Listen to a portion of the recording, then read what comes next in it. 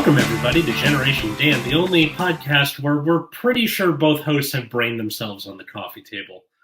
I'm Atlas Novak. I'm your millennial. Who else is here with me?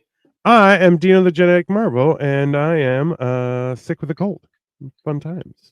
I feel like poop, but I am here.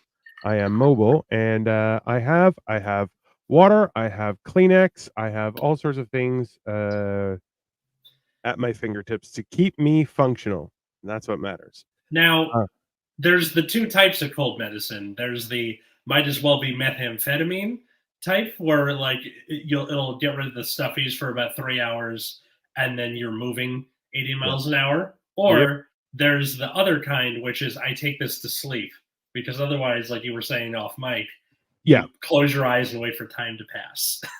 Hello, Titanium. Hi, Victoria. So this is the thing: is that I'm I feel like it's a mild cold because even my boogers have started to go almost clear, and it's been a few days. So I'm already in recovery mode, I think, because like that's the signal is your boogers are, if your boogers aren't clear, you're sick. That's the seems to be like when you blow your nose and then it's like, guess what? We're back. Like, oh yeah, 100%, right? So but the problem is, like, I'm not sleepy, and also, okay, so what a lot of people don't understand, and this is actually true, this is also for the for Plan B, is that if you are over a certain weight, they don't really work. So it's like you're not supposed to take more than the regular dosage, but the regular dosage doesn't work. So it's this weird situation where you kind of have to double up, but don't double up, just kind of overlap a little bit extra, and then you're okay, which is a nightmare. Do you know where you're pregnant? Well, no. I was for like 40 years, and now I'm not. Now I'm just like, no, I get to be the person who goes, nope, just fat. Thanks for noticing. I mistimed it. Damn it. All right, I have Fisherman's Friend on in bulk. But yeah, so that's the thing is I'm taking NyQuil pills, which I prefer the liquid form, but my wife likes the pills, so we have the pills. Yeah, it's the same. I like the pills. Katie likes the liquid. Yeah, I'm not sure why. I just feel like the liquid is fast acting. I guess it soothes my throat immediately, and then like I don't know, but so I'm taking NyQuil every like 5 hours, and then I have a Benadryl for cough and sinus that is supposed to last 6 hours, and I kind of take that. So like I'll take after 3 hours of NyQuil, I'll take the Benadryl, and then it's like then I'm like and kind of like in a situation where I can't really sleep, but I can't really move either. So it's kind of like being on mushrooms, but not as sparkly and dramatic. More so just, hey, you're in some sort of limbo / void. Just close your eyes and relax. So I just kind of in bed, which is nice. So if you want to hear what doing mushrooms is like, we have an episode about that with which I think is like Hire a Giant or something. I forgot the full title, but it's from some months ago. Well, the episode today that we're talking about is dumb injuries and I guess dumb sicknesses, because for people watching this on YouTube, you can see that I'm in a new place. I have moved apartments. I'm no longer in the bathroom like I was last week.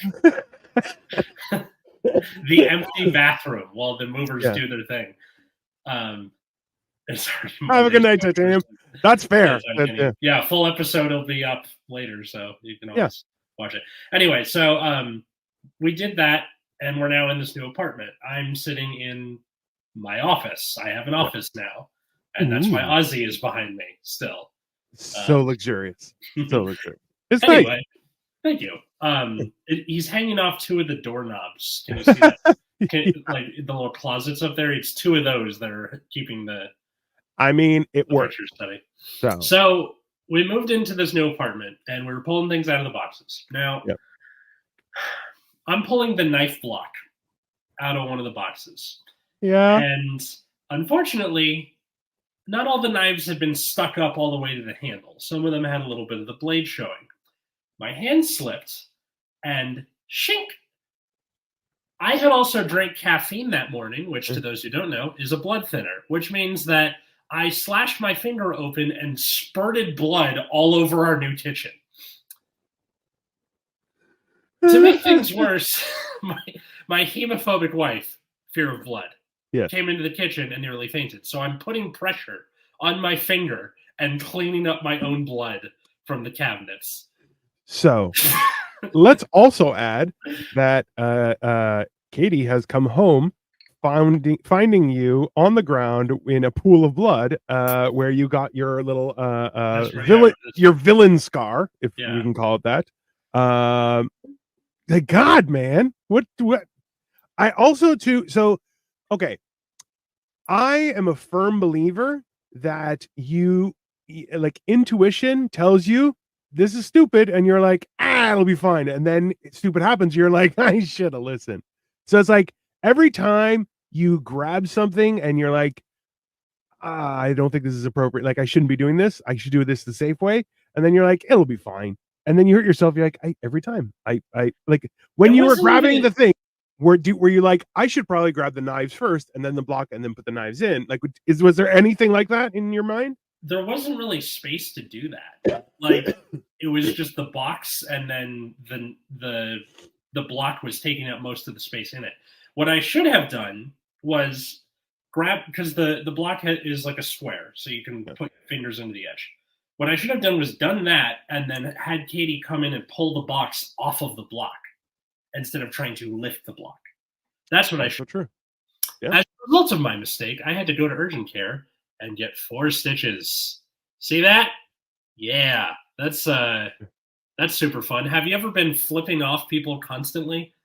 Like, I am just trying not to get this to touch anything. Yeah. Well, so did they not give you any sort of band? They just said leave it open just to breathe, and they bandaged it up, and they're like, first 3 days keep it bandaged, then after the 3rd day take it off and then let it breathe while it heals. Fair enough. It is itchy as hell, and I have been on edge since like Thursday because I want to scratch it so bad. I understand. Are they the stitches that fall out or the stitches that you have to get removed? I gotta go back next weekend and go get them taken out. Just get a stitch ripper and just it'll be fine. You don't. I guess so. Yeah. It's not that when I got villain scar stitches out, it was I was at a neurologist visit just like for a checkup. Yeah. And I was like, while I'm here, do you want to take my stitches out? He did not want to. He was like, okay, nurse, can you get the kit for me? And like, you could see I haven't done this since med school. Fuck you, but I'm going to do this because of your doctor. Yeah. All over his face. I felt bad. I mean, like, listen, there's a certain amount of like, it's the same thing is that as you get older and you're like, I'm experienced, I should know what I'm doing. When people are like, can you do this? And you're like, I should be able to do this. I've done this before. I just don't want to do it because I know it's going to go tits up. And that is one of the things that you kind of, it's very much where you're just like that kind of shit happens and you're just like, oh my God, I know better. It's not I should know better. I know better. Why am I doing this? And then you just reluctantly are like, all right, I'll figure it out, I guess. Mm-hmm. But yeah, I get that. That's for sure. I feel, well, you guys hired movers as well, right? Yes. So how did that work out? Was that okay? That went fine. Yeah. We hired movers when we were moving in together. Yeah. We moved into the last apartment. Worked out pretty good. These movers, though, were the kind where they like pack for you, but they also charge you more if they take over a certain amount of time. Yeah. So I was just packing the entire week, and they packed for, I don't know, maybe half an hour. Oh, okay. And then that's it. Like, and then they just moved our stuff. Like, I'd rather pack all my stuff, yeah, and then have movers to move my stuff. Yeah. Right? Like, I would like, if it's big stuff, yeah, don't touch it. Like, big stuff, yeah, I can hire somebody to move that. I don't want to do that. Right? Yeah, I'm too old for this, you know? Well, like, so the desk that I'm at right now is, so I'm totally going to be moving my office into a little nook that we have that's in the laundry room because I'm creating like a kitchenette type thing so I can cook there and everything. Mm-hmm. And like then I'm like, I got to get rid of this desk because this desk is quite big and clunky. Yeah. So I'm like, I'm trying to figure out how I can convince Kyle to come help me because I'm like, I could probably do it by myself, but this is another thing you learn when you're big. You can't do the pizza and beer thing. It doesn't work on us For, anymore. for one item, yes, you can. And also, one item, Hmm. just one item. It's just a desk and it just got to go up the stairs and outside. Not a big deal. So, but this is the thing is like being a large person, you kind of are like, I could probably do it myself, but also if That's I do it how myself, you like get a fucking hernia. Like, I have hernias. It's yeah. fine. I've had back in the day. I had 6 herniated discs, and trust me, it was definitely from moving shit. So that being said, like there's a certain element of like, can you like I can do it myself, but there's a most likely I'm gonna hurt myself. And the problem is I gotta take it upstairs, which I'm like, I can take it up the stairs, but I don't know if I can lift it because so the stairs are cornered. So I'm like, I got to go up, twist, and then out. You got to do the pivot. Well, like it's yeah, weirdly but at the same time I'm like, I don't really care if this thing gets busted.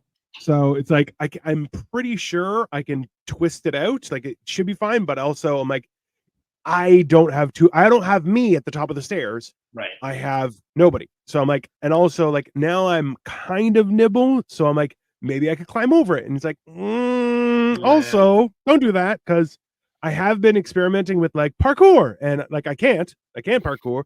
But at the same time, I'm like, I am more limber at a smaller size. So it's like, you need a drop of that thing from The Office with Michael Scott. He's like doing over the top parkour.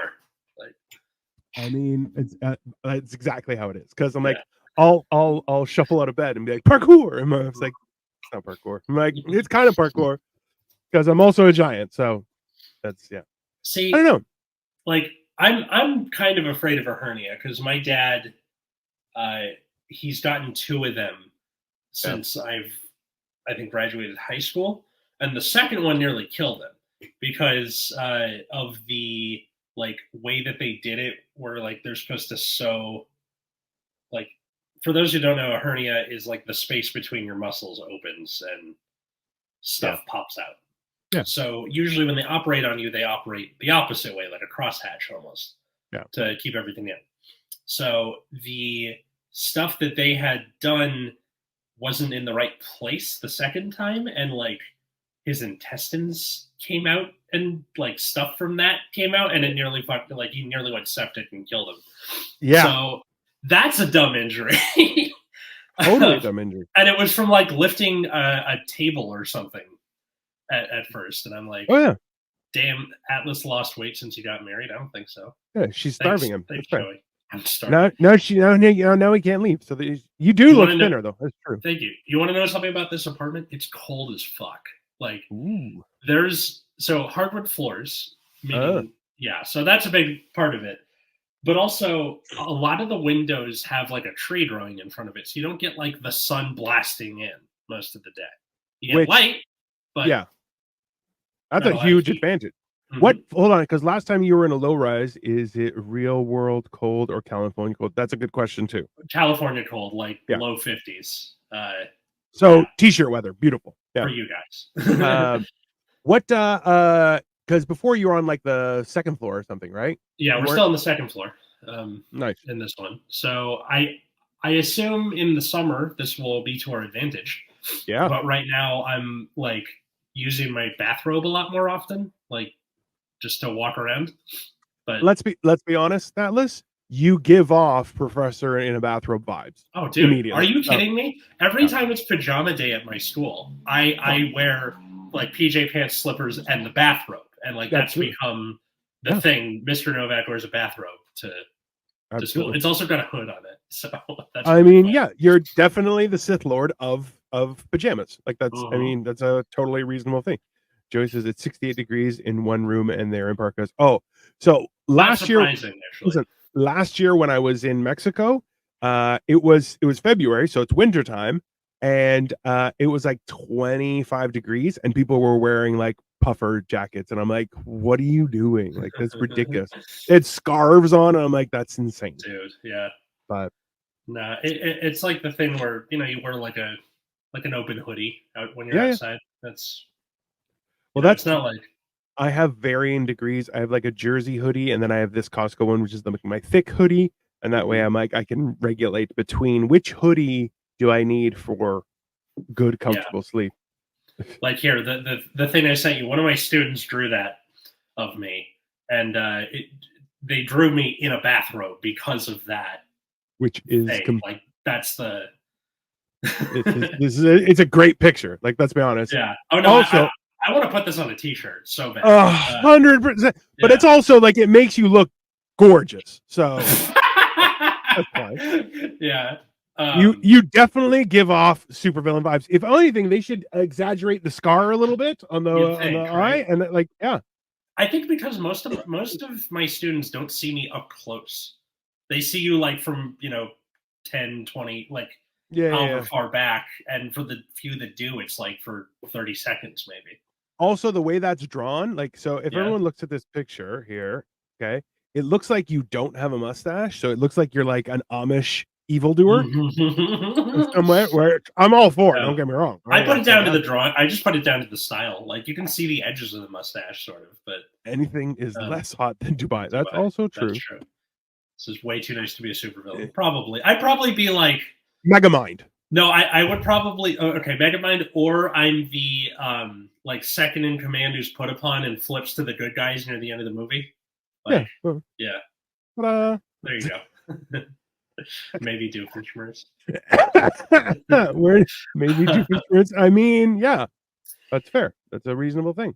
In terms of like other dumb injuries and stuff like that. So, do you still have your appendix, Dino? Yes. Yes. Yeah. Have you ever had anything like out, like gallbladder? My gallbladder moved, so that was horrible long-term experience, and also like gallstones or something else. Gallstones, yeah. So I had repeated gallstone attacks. So what happens is the tubes that come from your liver and your gallbladder aren't flexible. They're similar to your urethra. So if a stone goes through, it just rips through everything. And oh my god! Yeah. Gallbladder's out for me. It wasn't bad in my opinion. That's because you're a bastard. No. So for me, the problem was that they couldn't, because I'm fat. They were like, couldn't figure out. They're like, just do some tests. But then one doctor's like, is the pain going straight to your back too? Like, because it kind of just goes from like your the liver bottom area. Yeah. Well, it's like the bottom right of your rib cage. Yeah. But like a little off center and then right through like that. Just back to front. And he goes, I think it's your gallbladder. Go get that checked. No, the problem is they want to do an ultrasound. No, ultrasound, you need to get nice and close to get a good ultrasound. I'm fat. So I had this lady jump up, essentially take the wand, grease up the whole area, take the wand, stay like tippy toes off the ground, push in and under. So it went like under my rib cage to try and get a look. And like I ended up having like a massive bruise for how bad like she went in there. But she's like, I got a picture. And I'm like, oh, sweet Jesus, you can only do that once. So then when they took it out, finally, they were like, it was like a bag of marbles. Like, because your gallbladder is only supposed to be about like 2.5 inches I assume by, like 6 inches. Like, yeah, like yay big maybe. Yeah. No. So it's long ways like that. So it's kind of like 6 inches by 2.5 inches. Okay. And they were like, there were 2 stones that were over 3 inches in diameter, and then a shit ton of small ones. So then they took out my gallbladder, and I'm like, can I have the stones? They're like, no, we don't give them out. They are used for research for 10 years, and then you can get them. And I'm like, I'm not going to get them. And he's like, you're not going to get them. I'm like, okay. But then the problem was that they took out the gallbladder, and there were still some stones in the ducts. Yeah. So I start getting attacks again, and they're like, okay, so this time it happened 1, 2, 3 times, and they're like, fuck. And I'm like, I had it removed at this hospital. Can you guys figure it out? They're like, okay, we're admitting you. And they went down this way. They're like, also, we found an ulcer, so we cauterized that as well. Went through, took out the stones. You just have no problem. Haven't had a problem since. So good. And then you've also like lost a bunch of weight since then. And I imagine. Well, So that's the kicker is that I learned that the reason your gallbladder will result in gallstones is because of a fatty liver. And what happens is it turns that cholesterol into stones in your gallbladder. So I'm like, if I had known what I know now, I would have been able to circumvent that. The funny thing is that my mom had hers out when she was 26, but she also had started getting gallbladder pain when she was pregnant with my sister. So they're like, we can't do an operation. You Right. just have to grin and bear it. So she was like, she had to suffer horribly. And then also, my surgery was arthroscopic. So it just like threw 3 spots and they took it out on the bottom. And it was like, I have like a little sad face above my belly button, which is where they took it out. But like, my mom has a scar like from her like full stomach. They had to open her completely up. But Jeez, yeah, that's one of those things where like, if your sister was giving your mom duff, she was like, not only did I carry you for 9 months, I carried fucking gallstones for 9 months 100% because of you. Yeah. I'm going to start asking, what was your most invasive surgery? I surgery. mean, like realistically, it's a I'll good get question. to that. Yeah. So like I've had my adenoids out, which are like up here. They're What do they do? supposed, so they help. What's it called? Filter amniotic fluid when you're in the womb, and they start All big right. and they're supposed to get small as you get All older. right. Mine just never did, so I just had a stuffy nose all the time. So they just took it out. So no biggie there. Though that one's not too common though. Yeah. Second one was wisdom teeth. Yeah. That's the reason I do comedy, and part of the reason this podcast exists is because I got my wisdom teeth out. Did you have to have like you had full surgery when it came to your wisdom teeth, right? Were they impacted or anything, or like how did it? So 2 of them were impacted, and and the other ones were growing at a weird angle. So they just took all 4 of them out. Damn. And then the last one, and this is the answer to Joey's question: your most invasive surgery. So my appendix. Normally, when people get their appendix out, it is taken out because of appendicitis. Right. Have you ever been rotting from the inside? I mean, I was fat, so probably, but so what happened was my appendix, abnormally large. It appears to be a pattern, right? Adenoids don't get smaller. Appendix is weirdly big, whatever. It wrapped itself around my large intestine and then choked itself from receiving oxygenated blood, which means it started to rot, which means I got fucking gangrene. Oh my god, bro. My abdomen had trench foot. Do you understand? Like, how old were you when this happened? 15? Jesus. 14 or 15, yeah. Bro, you wouldn't have lasted. Like, let's be honest, if this was 70 years ago?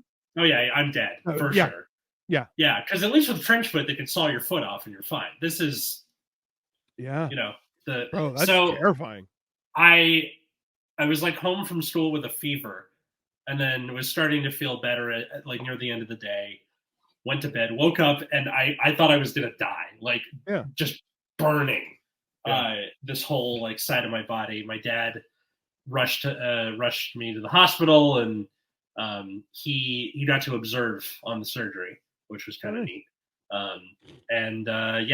They took my appendix out, and they caught it early enough where the gangrene didn't spread to my intestine. I would have had to have some of it like taken out, and that might have. And that would be a lifelong nightmare. Let's be honest. Yeah, like colostomy bags and shit for sure. Yeah. That is horrible. Yeah. So. Yeah, I never. Most invasive surgery, definitely got to be the rotting from the inside. Yeah, that sucks. That's a big one. See, I always find it interesting. So the more and more I learn just about the human body and stuff, like I found out that like when it comes to like major surgery, when it comes time to put everything back, they just kind of like dump it in and your body figures it out over time. Like pretty much, yeah. They don't put anything back. Like there's just like, nah, just cram it in there, sew it back up. It'll figure it out. And you're just like, that's horrible. Like I know it, especially because your small intestine is like fucking gigantic. Well, like also too, like people always have this crazy things like, oh, your small intestine is like 70 feet. You're like, it's 17 meters. It is long, but it's Yeah, not. no, Yeah, but just like your calm small down. intestine is like the topiary from The Shining, where it's like all over the place in Correct. this part of your body, and then the large intestine just kind of goes around it, Yeah. and then heads to your butt. So Well, it's kind of like yeah. a peripheric highway, and then all the little roads in the middle. Mhm. You know, it's like a maze. But Um, I don't know. That's the thing is every time something's gone tits up for me, I've always had an inkling with this is gonna fuck up. Like I always get some sort of warning. Like I remember in grade school, I would ride my bike to school, yeah. and I loved bike riding. I tried it again when I was in my 30s. I got one block away from my house, and I thought I was gonna die, so I just picked up the bike and walked home. And I'm like, which I that was easy, but bike riding, I was like, I was gonna die. Yeah. So I just love the idea. You know what? Fuck this. Pick up the bike. yeah, Start walking. I just start walking with them. They're like, "What happened?" I'm like, "I flat tire or something." They're like, "Oh, yeah." I'm like, yeah, no, my fat ass made the tires flat. That's what happened. But um, so I would bike ride at lunchtime to a convenience store, and people would give me money, and I would buy them stuff. Mm-hmm. And I was bike riding, and I loved going on like jumping over stuff, like just going off like little ramps, stuff like that. And I went to so I'm riding. I have an apple in one hand, so I was like kind of not really holding, only Yeah. one handed. And I was You're like, like holding it with your wrist, kind of, or no, whatever. like yeah, like two because I have ridiculously large meat hooks, right? So it was like my palm and like two fingers, and then I had the apple in my like Mm-hmm. my palm and two first fingers, and I hit a bump, and I was like, oh, I can go over a bump, and I was like, I don't really have a good strong grip, and before I could like I was in the process of second guessing myself, I launched and just ate it, just and like I walked in the convenience store, my nose was bloody and everything, and I'm like, "Do you have any napkins?" They're like, "For sale." I'm like, "Just give me some fucking napkins, or I'm gonna bleed over your shit." And then I bought a sandwich and went home. It was great. Oh my Yeah, god! You're like, do you have any napkins? Drip, drip, drip. yeah. What for sale? You're like, motherfucker, give me some napkins. I'm Also, like, do you have bro, a sandwich? Can I get a sandwich? yeah, I needed a sandwich. I would not be in the mood for food at all after that. If I'm just I was like dedicated to being fat, pissing sir. blood, you know. Yeah. Yeah, no, my dedication to being fat overruled everything. That was one time on the bike, and then the second time I busted the bike was so I got my one brother, the one that passed away, he was 2 years older than me. He got like a bike with like big gnarly tires. And I'm Mhm, like, I had thin gnarly tires. So it was kind of like it was a faster bike. It was a little mhm. more light. It wasn't as substantial, but it had bigger wheel, like it was a bigger bike because I was bigger than him. And the problem was that I would go over jumps. And at one point I was like, I went over a couple and I'm like, I landed and I was like, I feel like something is a little bit bent. I'm like, oh, maybe I shouldn't do any more jumps. Oh, but that's a good one. I went over, went up. When I landed, the front wheel pushed like back past the Oh, bar of the bike. yeah. So I went over. I just missed, you know, those green boxes that like on the side of the road in like residential areas, that's like a transformer or something. We have like for compost or like. No, no, no, no. Like it's electrical stuff. Oh yeah, yeah, yeah, Right. yeah. So I just missed the corner of that, which like Ooh, yeah, barely. that would have been And then like rough. we had just left my house, so now I had to walk my bike back, like as a wheelie, and just like walk it back because like the tire I couldn't move it. Yeah, And then that was the end of biking for a very long time. Yeah, but I bet. that was that. I didn't get hurt. I got like bruised up, but not as bad as the first one where I was like covered in blood. Like that one was, yeah.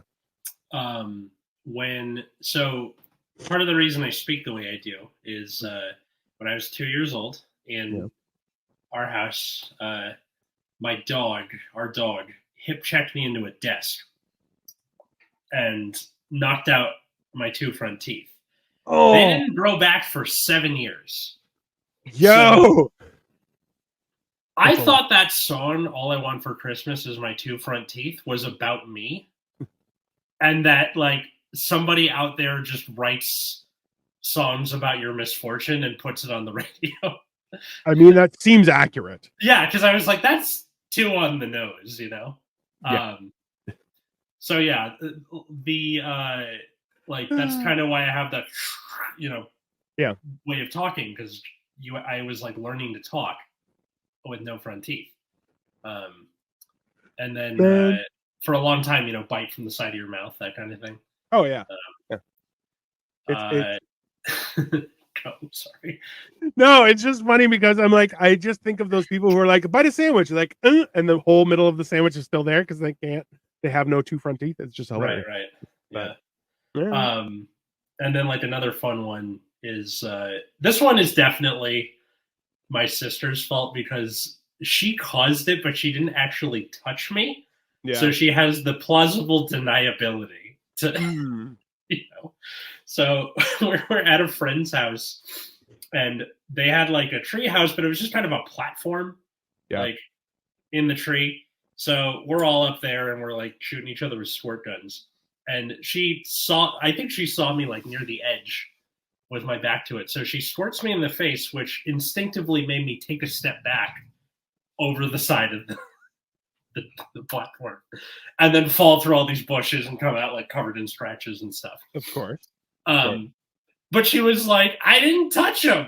He walked off the side. Like, I didn't know he was going to walk off the back of the tree. I think that's the key to siblings is plausible deniability, because you trip somebody, they fall and stuff, be like, I don't know, he's just fucking he's a klutz. I didn't do anything. Like, hilariously, if you trip someone, you touch them. This one was just like, we were playing with squirt guns. Everybody was playing with squirt guns. Not my fault, But if you trip them, you can always be like, I don't know, they're their feet, they're clumsy. They're wonky. Yeah, they're clumsy, right? So I remember, so there's been a few times, like, because I grew up in a machine shop, and a machine shop, just so people know, is steel and machines and like chemicals and all sorts of things. This is not going to be good. No. So hilariously, like, there's a couple times where we would, because we built like giant cranes in our shop and everything, which were like moving like 10,000 pound things. Like, it was massive, right? Mm-hmm. And at one point we had built this, it was a core cutter. And what happened was, it was like 20 feet tall, and it had a hydraulic pump on it that would cut these, like, essentially the cores of like giant rolls of paper. Okay. Yeah. Because you had to cut them so you could recycle them. Now, the problem was that this was higher than the crane. That being said, what happened was, I was moving something around with the crane and I hit it. Now, the problem was, all week they had stood this up and everyone was like, don't use the crane on the other side. If you're using it, be really careful. And everyone was being told this every like couple of hours for like 4 days. And I was in college. So I was there on the 5th day when everyone was already comfortable and knew, stay away from the thing. Don't do anything. It'll be fine. Enter Dino. And I'm like, and I kind of look up and I'm like, oh, that seems too close. And then it starts tipping. And my first reaction is to try and stop it because I'm a giant. Yeah. And then I'm like, this is 4,000 pounds of steel.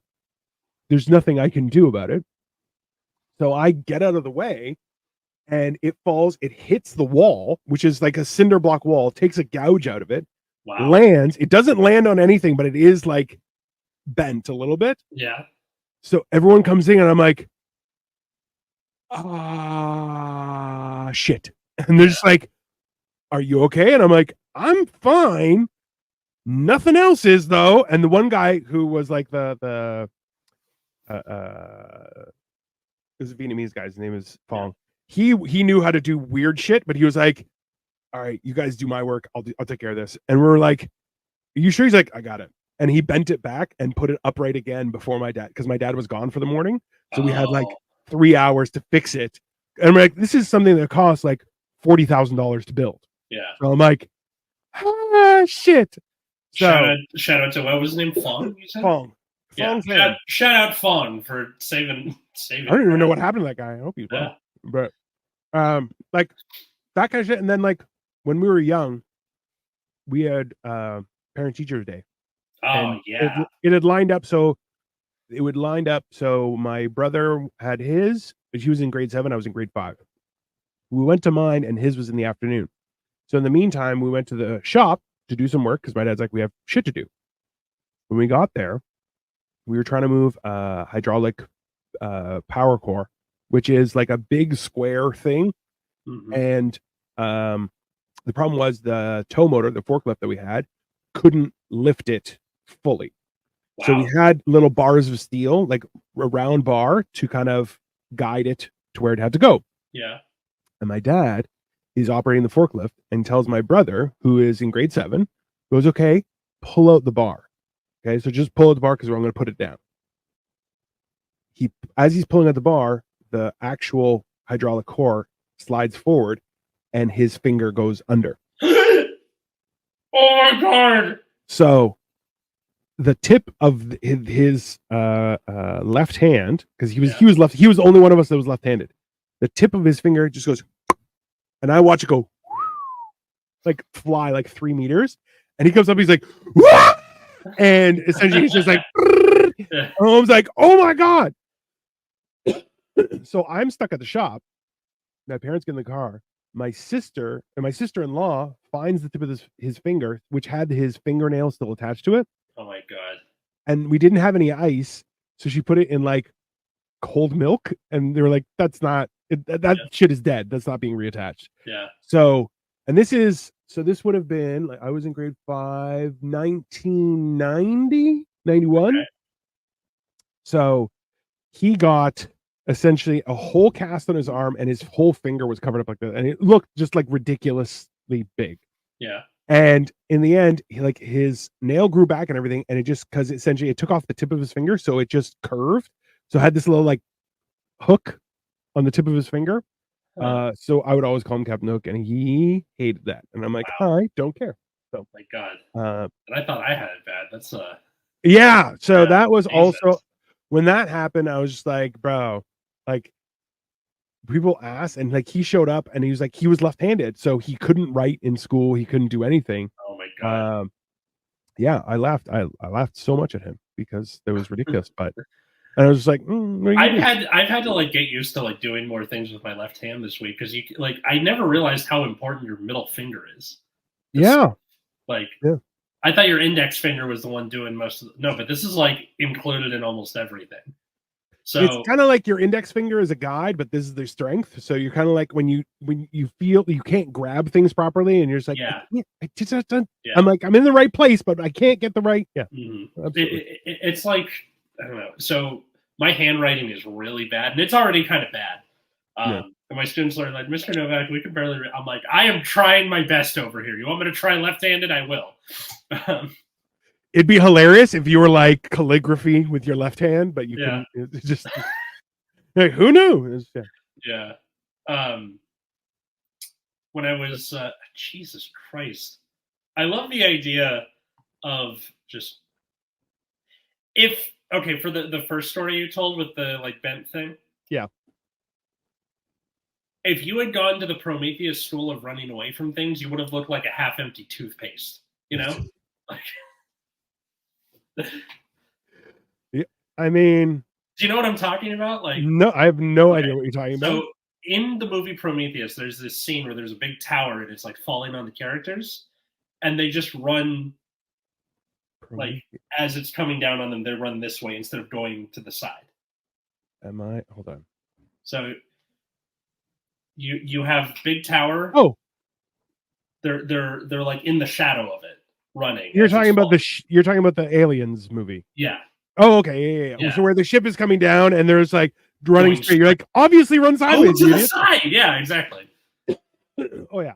That like the wild part was that like so this is the thing is you start to realize like little things when you're in an industrial environment is like you don't walk around with your hands in your pockets ever.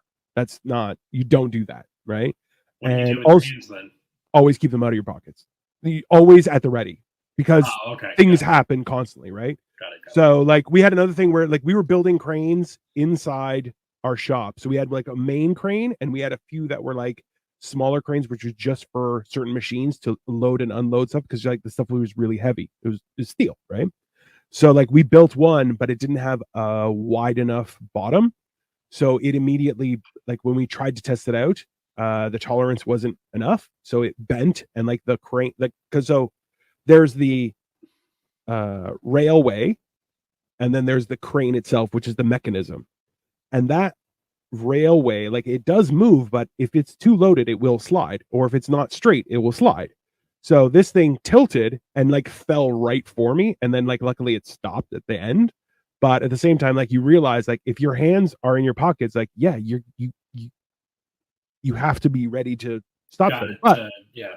But the problem is like you don't realize how big weights are. So like you know those big, I don't know if you know this. So there are like rolls of paper, right? So where Yeah. they're like 6 feet wide, 6 feet, like it's a huge roll of paper. Okay. We had companies that we would work with, though they would manufacture and print those or cut those and do all sorts of things. Yeah. If one of those starts rolling, you instinctively be like, I'll stop it. You can't stop it. It's 6,000 pounds and it won't stop. So one guy I remember who was like jacked, like 270 pounds, solid muscle, Yeah. tried to stop it. He goes, I was like, I'm a monster. Like there's nothing I can't stop. He put his hands, he's like, didn't even flinch. Like it did not even hesitate. It just kept on coming. And I was like, I moved out of the way. I was like, I've never experienced it. It's the same thing like for me, being a big guy, I'm like, yeah, if I say move, it moves. So when it doesn't move, I'm like, how dare you not move? The insolence. Like being known as the strong person in your so like I'm the biggest person in my like immediate family. Yeah. So I'm usually called to move stuff or push stuff or whatever, lift stuff, whatever. So yeah, definitely when you find the limits of your powers, it's very humbling for sure. Oh yeah. Yeah. Well, that's the hilarious thing is that like I walk into a room and I'm usually the biggest guy, and now I hang out with Kyle and it's like I am not, and I'm like, that is hilarious. So you had the you had your experience with Kyle the way I had with you at my wedding. 100%.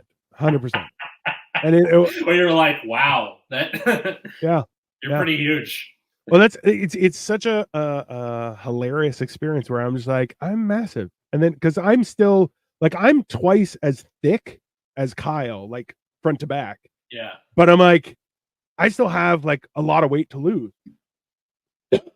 So I'm like, I don't know what's going to happen in the end, but I'm like, it's hilarious because Kyle is that much bigger than I am, and I'm like, I'm not a small guy. And people are like, oh, you're much smaller than Kyle. I'm like, I'm really not because I'm still way more than Kyle.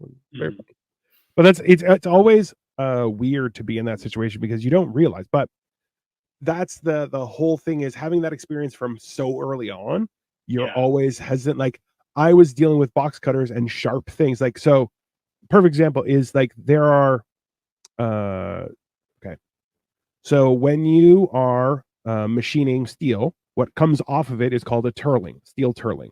Okay. And those are little curly things that come off. Now, the problem is that if you,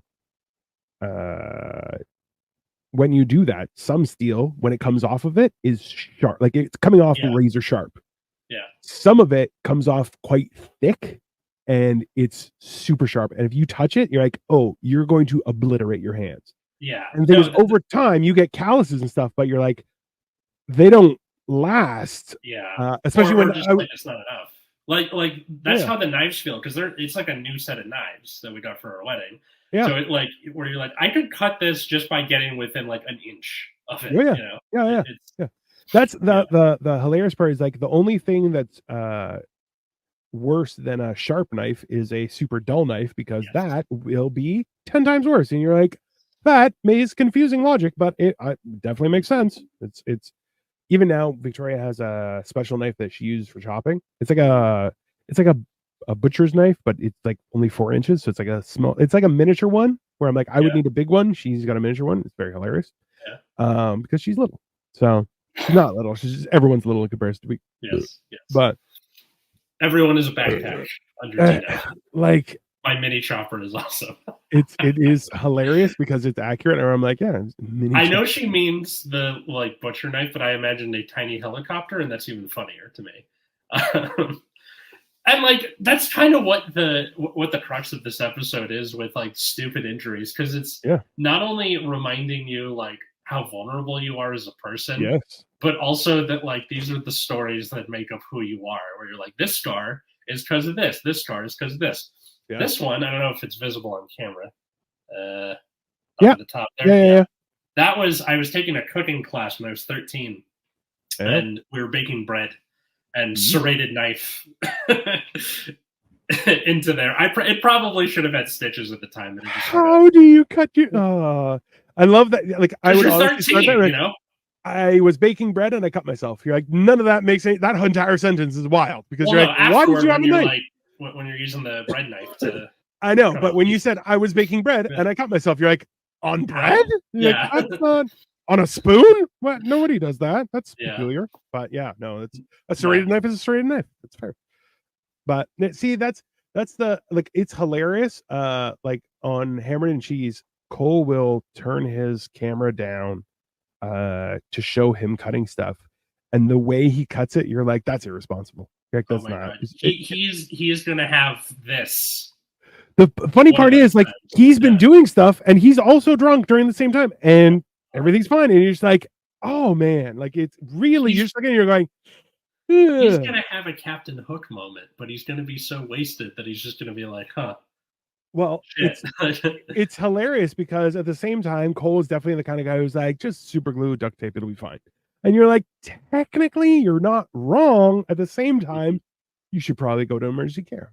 Yeah, super glue was originally used as like stitches, basically. So, well, when you find out that also like certain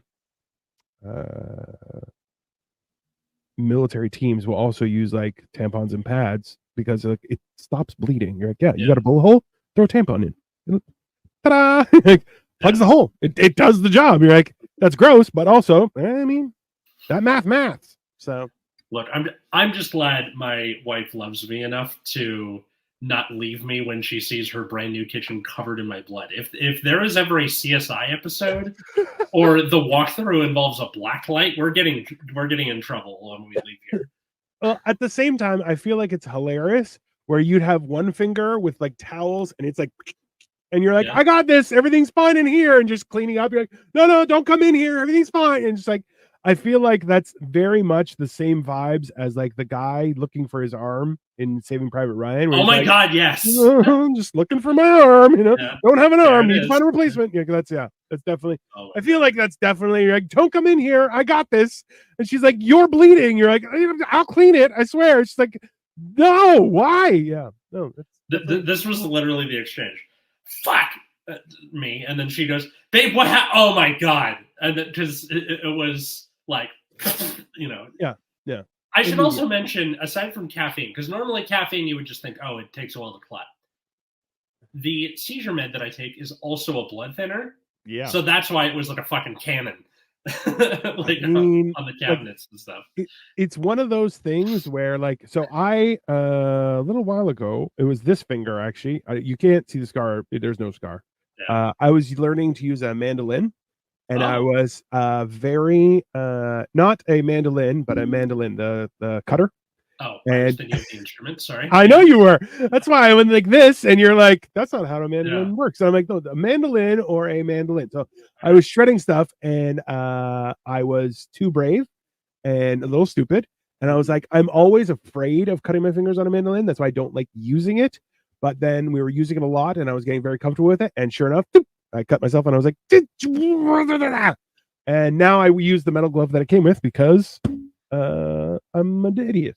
So take that, Sarah Bareilles. You don't have to be brave all the time. You really? Well, that's the thing is, I've gotten to a certain age where I'm like, I know my limits, and I will happily, unless it's an emergency, I stay away from those limits. Mm-hmm. Like even I remember when Kyle and I were working that haunted house Christmas. Well, no, not the haunted village. The Christmas lights show. Okay. We had to move an entire boat, but it was on wheels. And I was like, yeah, me and Kyle could do that. No problem. Like it was probably about 40 feet long, 10 feet wide, and about 16 feet tall. And but it was on wheels. So it's kind of like a trailer with a boat on it. Right. So Kyle grabs the steering wheel to push from that, like, because it was twisting. And I'm like, I'll push from here. And somebody else is like, can I'll steer, but you have to tell me how to steer. He's like, or I could just do both and you don't have to do anything. Right. And they're like, oh, okay. And then it's like a bunch of people start doing it, but like before they even started, it was Kyle and I just moving it.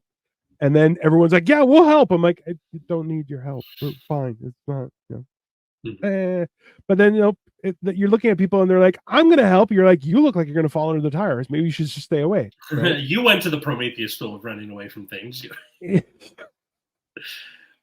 By the way, that's from Cinema Sins. That's not like my own joke. It's funny.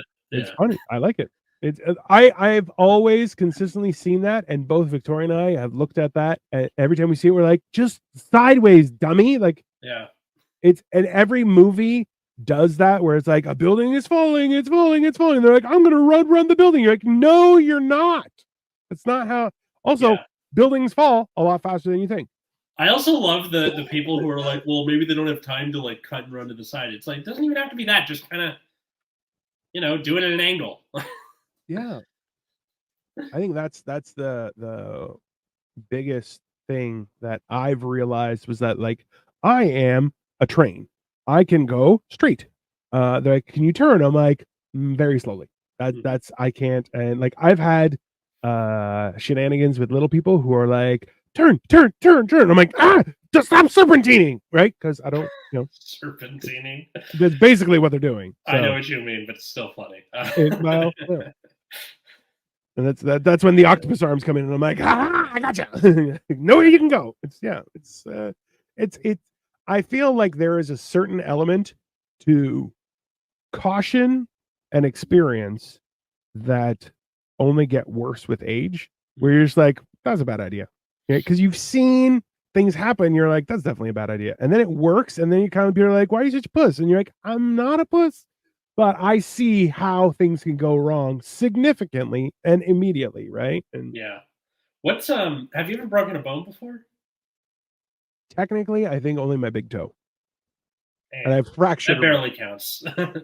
It still hurts, to be honest with you. And that was like 20 plus years ago. Wow.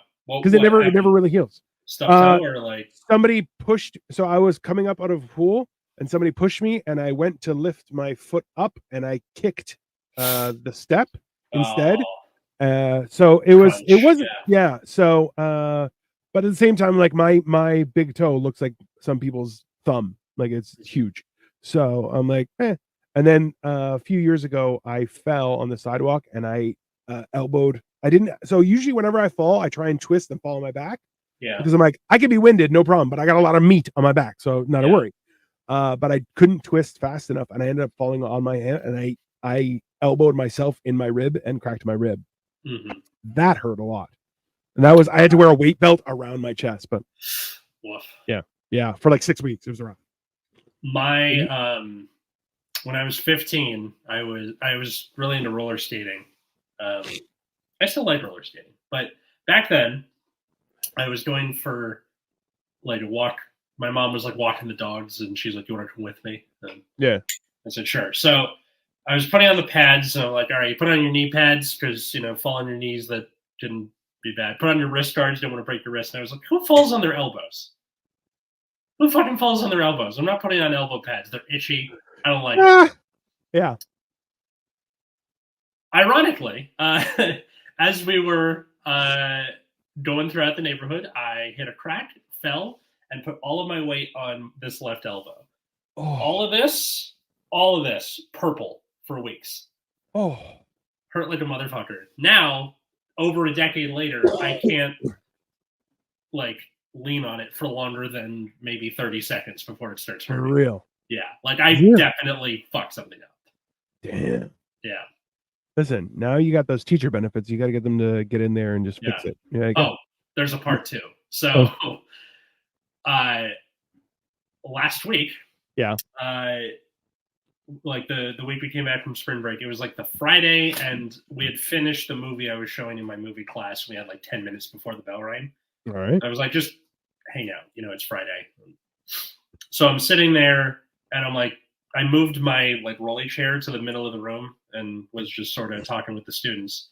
And I had my feet up on one of the empty desks, and the chair caught on a pencil. I fell on the other elbow.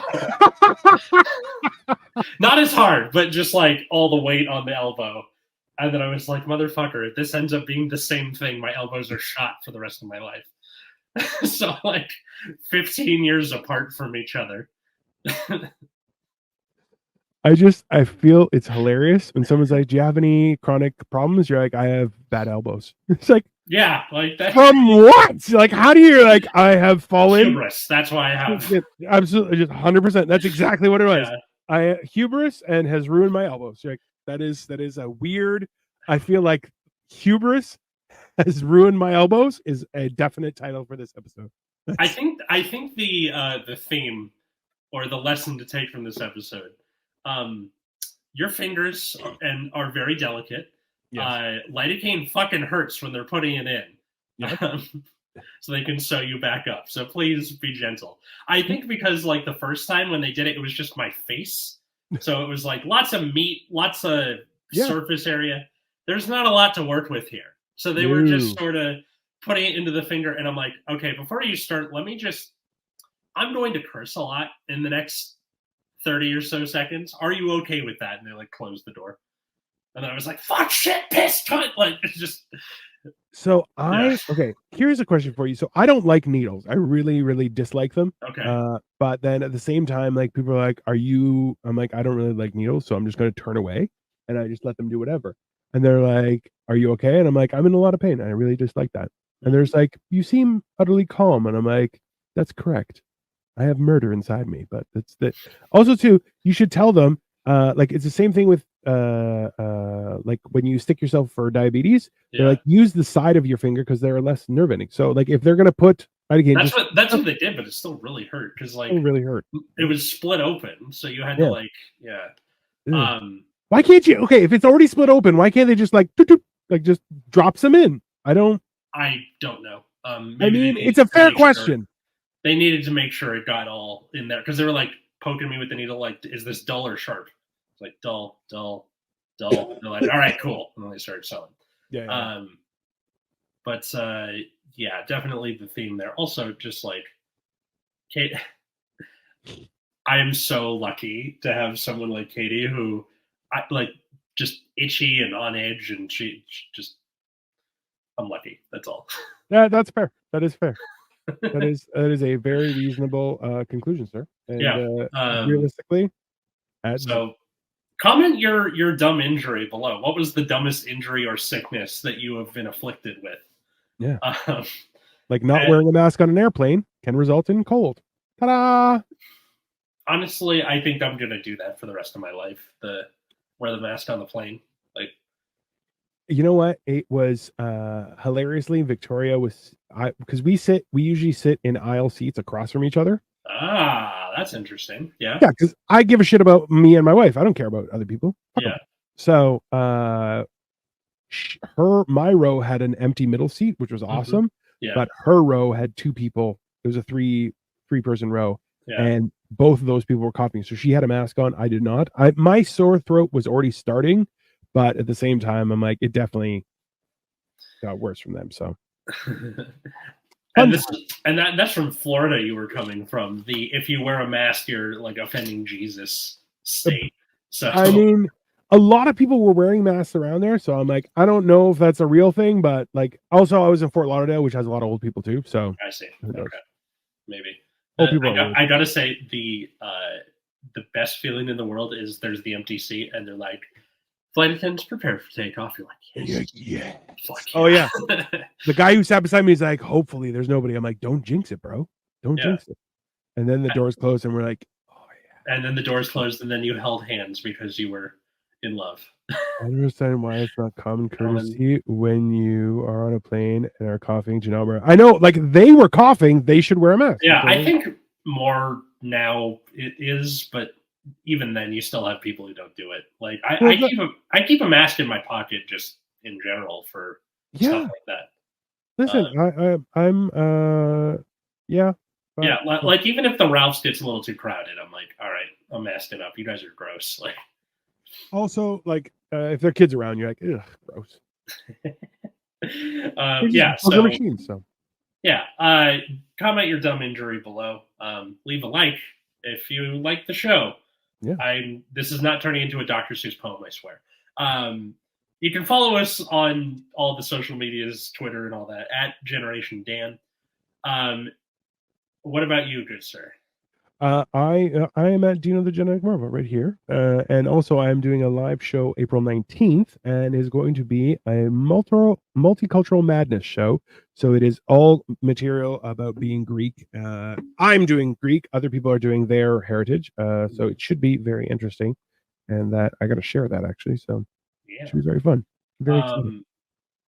Oh, this is just for both of us. April 21st, we will be roasting frequent Oh guest of the show / former permanent host, Cole yeah, Clayton, for his yeah, birthday.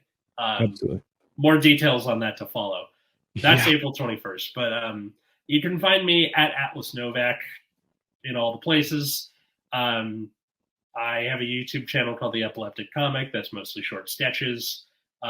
You can also check out my other podcast, Nexus at Night, which is about a trading card game called Vanguard. If that's not your bag, I totally get it. Or my other podcast, because now I have to say that, Last Minute History, which is on this RSS feed. So if you are subscribed to Generation Dan on your podcast app of choice, you will also get Last Minute History every other Monday. yeah, There was a bit of technical difficulty because of the internet being installed in this apartment. So yeah. for people watching this, the Bronze Age Part 2 will have been out for a few days.